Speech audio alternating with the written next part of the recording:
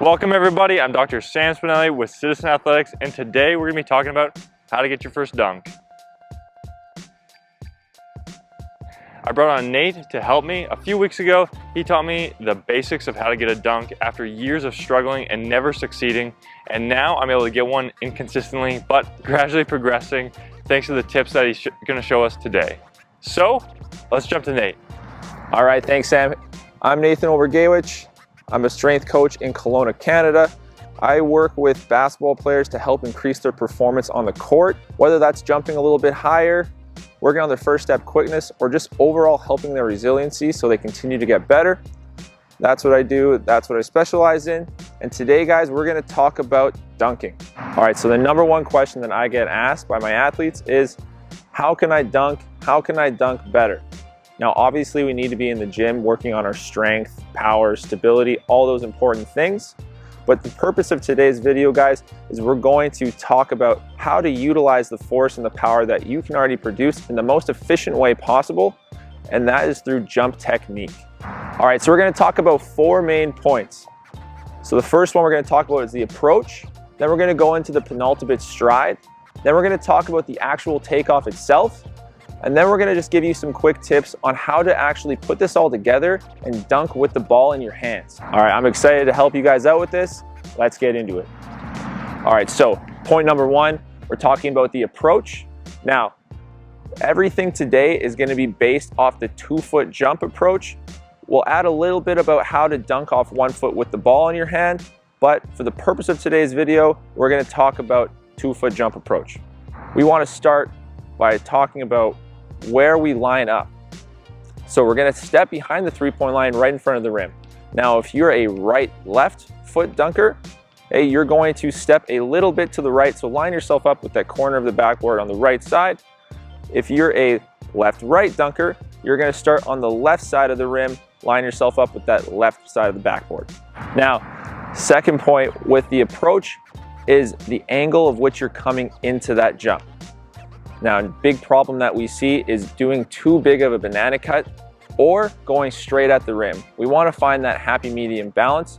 I like to think about attacking the corner of that free throw line when we're first starting out as a good reference point. Now, the next thing is, how fast should you approach into that jump? Now, you don't want to go too slow. If you go too slow, you're not going to be able to take advantage of your stretch shortening cycle, which is going to help you get those few extra inches you might need. And if you go in too fast, you're not going to be able to transfer all that horizontal momentum into vertical momentum. We want to be able to carry as much speed as we can into the jump, and this is something that you can work on by getting your strength and capacity up in the gym, in the weight room. But until then, you need to find the right speed for you. Remember, the faster you go, the more ground reaction forces there are that you need to be able to absorb. So you got to find that right happy medium where you're going fast enough to take full advantage of what you can handle in that stretch shortening cycle. Now, additionally, into either coming in too slow or coming in too fast, a big problem that people have when they first start trying to dunk is they try to dunk underneath the rim. In my experience working with some of my athletes, a lot of them need to take off a little bit further back than where they feel comfortable, and they usually end up getting their first dunk when they jump a little further back. Now, when we see somebody who is proficient at dunking, we see a slow, gradual, rhythmic buildup through their approach into that penultimate stride, which brings us into that next point, the penultimate stride. All right, guys, so the penultimate stride, this is where the magic happens. This is where you can make a huge increase in your vert in the shortest amount of time possible. Now, the penultimate stride is that second to last stride. This is where you're gonna see a big push. So that's the first cue I want you to think about. Now, the penultimate stride does a couple things. This is going to be the peak of that approach where we're taking the fastest, biggest step. It's going to drop your hips so that you can take advantage of that valuable ground contact time so you can produce force instead of having to absorb force. So now there's 2 ways we can go wrong with this penultimate step. The most common ones we see is first, taking too short of a step, and what that's going to do, it's going to keep you straight up, and once again, you're going to have to take too much time absorbing force, as well as you're not going to be making as much horizontal momentum to translate into vertical momentum. Now, the second one is a gallop. So we see more of a hop step or a gallop. where we're looking like we're almost jumping on a mini trampoline. And what that's gonna do is really gonna make you have to absorb a lot of force before you take off. Now, the other important thing that happens in the penultimate stride is this is where our arm swing starts to happen. Now, the arm swing is very important to get those extra few inches you might need to get that ball over the rim.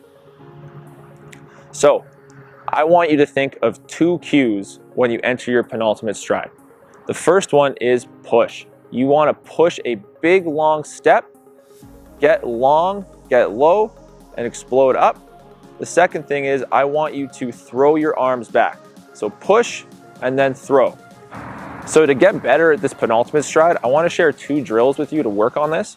The first one is just a patterning drill so you can get used to coordinating those arms going back and taking a bigger long step. So you're going to start with your feet together and you're going to take a step forward. Now, I want you to think about a couple of things. You're going to take a stacked posture. So I want you to think, stay tall. And at the same time as you step forward, you're going to throw your hands back. Okay?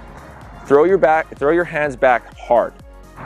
So this drill is just going to help you pattern. It's a great drill to add into your warm-up. You can do a few sets of 10 on each side. Once again, do it on both sides, not just your dominant side. Now, the next one is more of an involved drill. We're going to utilize a constraint. So we're going to take a couple of bands or one band, make sure it's heavy. We're going to tie it off to a pole and then we're going to throw it around our hips. Okay, so you're going to work on your penultimate stride through the band. So what the band's going to do, if you don't get low, you're going to get pulled back. If you don't push through that penultimate stride, you're not going to get anywhere. So it's a great way to ensure that you're pushing through that penultimate stride, and then you can contrast with our next drill. So you can practice those two drills as needed. Once you get good at them, proficient enough at them, now we're going to translate it into a more realistic scenario.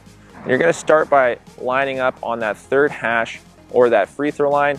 If you're a little bit shorter, use that hash. If you're a little bit taller, use that free throw line.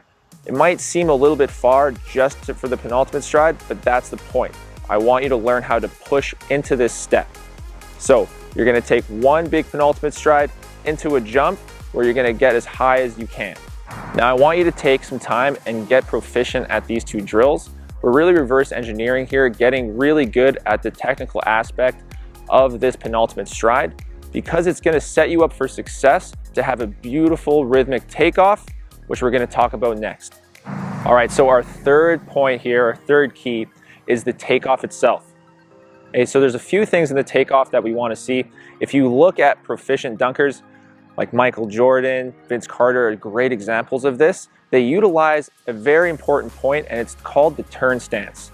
So if you're a right-left takeoff jumper, you want to angle your toes to the right corner of the backboard or the right baseline sideline corner. And if you're a left-right dunker, you're going to aim the opposite way. Now, what that turn stance is going to do for you, it's going to be your brake. If you try to go toes straight to the baseline, you're going to rely on a lot of muscle, all your muscles, to stop you. It's going to waste a lot of ground contact time, and it's going to be less efficient. So remember, we're trying to maximize efficiency, and that turn stance is going to be a very efficient way to break your horizontal momentum and translate into vertical momentum. So if we look at this turn stance, when I do that turn, I'm going to make a nice steep angle with my front leg, and it's going to make this beautiful triangle position if we do it correctly. So something you can do when you're entering your turn stance is you can pause a video that you've just taken of yourself, see what kind of angle you have, so you can start to work on this. Now that last step before we take off, where we get that nice steep angle, is called our block step. Now I just wanted to bring this up really quickly. One cue I want you to think about is punch. I want you to punch that block foot so that you can quickly turn that horizontal momentum into vertical momentum. Now, this is where we also finish our arm swing. Just think, as you come through into that last block step, chuck your arms up high, throw them, get as high as you can. Now, we need to start combining the penultimate step with this takeoff. Now we're going to work on this drill that's going to help you put this all together, start to get a little bit more realistic so you can start actually getting that first dunk or improving that dunk. So you're gonna start off on this third hash or this free throw line. If you're a little bit shorter, I want you to start on that hash. A little bit longer, I want you to start on that free throw line. Now it might seem a little bit far at first, but that's the point. I want you to have to push through so that you can get the distance you need to get to the rim. So start, you're gonna push through, chuck the hands back, drive through, get your turn stance, throw the hands, get up as high as you can. Okay, now I want you to do this on both sides. One of the biggest mistakes I made when I was first learning how to dunk was that I didn't practice on both sides. So I became very dominant on my left and my right approach and very unproficient on my right and my left. This limited me in in-game scenarios, as well as it caused some imbalances that I've had to work on later on in life. Now, another point I want to talk about here is eye gaze. So if we look at a lot of good proficient dunkers here, right before they start their approach, they look where they want to go. But when they actually start their approach, their eyes aren't exactly on the rim, their head's more in a neutralist position. Now, when they get to this final takeoff position, that's where their eyes start to look up and they start to spot where they're gonna go. So, start, look where you wanna go, set the intention. As you start your approach, head goes neutralish. As you enter that block step, eyes start gazing up to where you wanna go. Now, as well in the takeoff, this is where our arm swing finishes. We talked about in the penultimate stride that that's where our backswing starts, but a big problem that we see in this takeoff is this is where a lot of people start their arm swing. Now, this causes us to increase our ground contact time, really try to use just our own muscle and our power, and we really don't take physics to our advantage when we don't time our arm swing right. So once again, get that pattern drill down with that arm swing, like we talked about in that penultimate stride. It's really going to be beneficial for you when you're first trying to dunk. Now, once you've gotten good at that penultimate stride from that hash mark or the free throw line, I want you to put it all together with the full approach before we start trying to do it with the ball in the hand. So take that position we talked about in that first point with the approach, and this is where you're going to get a lot of your touch and feel. So like we said, you want to have a rhythmic, gradual build through that approach into that penultimate stride where you push and pull those hands back, get your turn stance, throw the hands, get up as high as you can on that rim. This is where you're gonna find where you like to take off from. Remember, if you find you're underneath the rim, jump from a little further back. If you're going too slow, speed up a little bit. If you're going too fast, slow it down a little. Like we said, touch and feel, find what works best for you. Now it's time to put the ball in your hand. Okay, this is where the exciting stuff happens. This is where we're gonna start working on the actual dunk.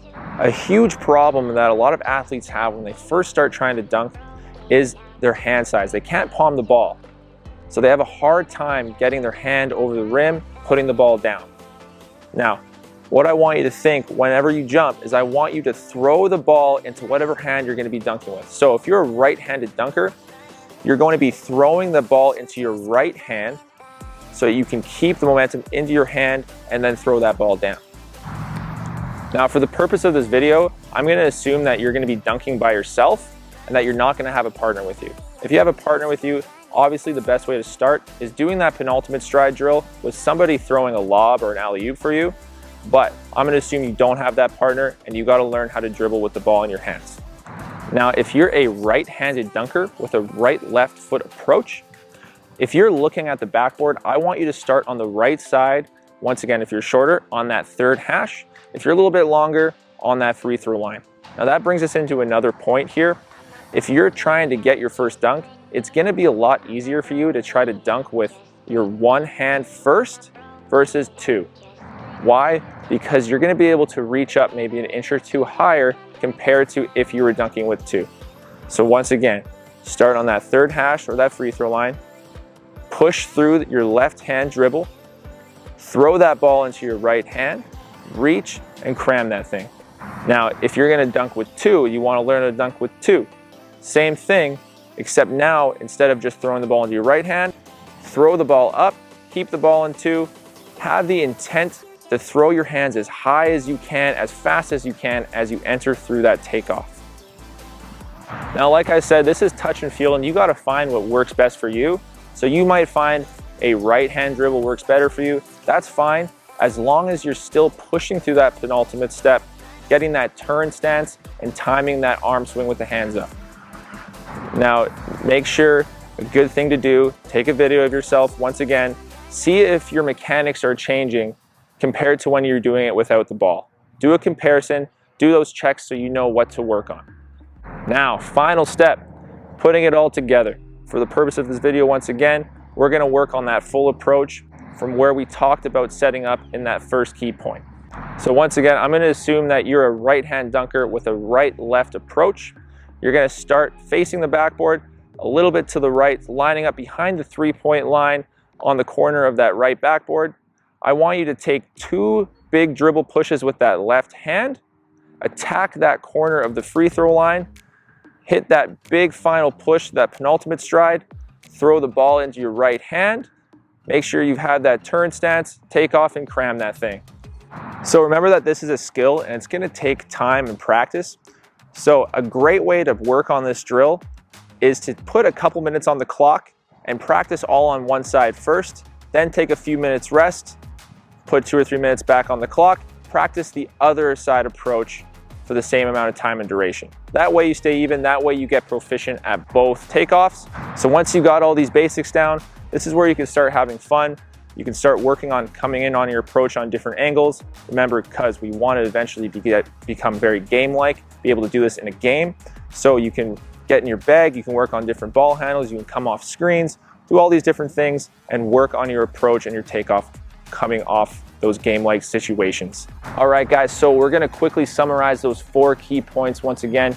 We're gonna enter that approach with a gradual rhythmic buildup, entering that penultimate stride with a big push and a big arm swing back, where we're gonna hit that turn stance and that quick block step, transferring all that horizontal momentum into vertical momentum, where you're gonna cram that. Once you get all those points down, get the ball, start practicing those points with the ball, throwing the ball into the right hand, having intent when we bring that ball up, all those great things. Bada bing, bada boom. All right, guys, I hope you got a lot of value out of this video. Please hit that like and subscribe button down below. And if you want to find more of me, my tag is @HoopStrengthKelowna on TikTok and Instagram. I also got some big things in the works, so hope to check that out soon.